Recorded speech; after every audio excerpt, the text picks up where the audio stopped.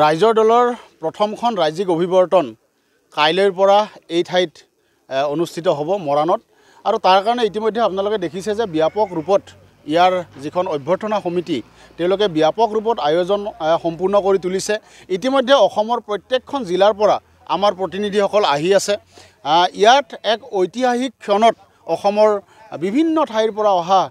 নতুন ধৰণৰ ৰাজনৈতিক উন্মাদনাৰে নতুন ধৰণৰ এক ৰাজনৈতিক সপোন লৈ অহা অসমৰ বিভিন্ন ঠাইৰ জনতা ইয়াত সমবেত হ'ব, নতুন ধৰণে সংকল্পবদ্ধ হ'ব, নতুন শপত ল'ব, অসমীয়া জাতিটোক নতুন ধৰণে আকৌ আগবঢ়াই নিবৰ কাৰণে, অসম আৰু অসমবাসীৰ কাৰণে নতুন কিবা এটা কৰিবৰ কাৰণে সঁচা সঁচিকৈ এখন সমৃদ্ধিশালী অসম, সঁচা সঁচিকৈ এখন একতাৰ অসম গঢ়ি তুলিবৰ কাৰণে ইয়াত প্ৰতিনিধিসকলে শপত ল'ব আৰু নতুন ধৰণে ইয়াৰ পৰা এক নতুন ৰাজনীতিৰ আৰম্ভণি ঘটিব।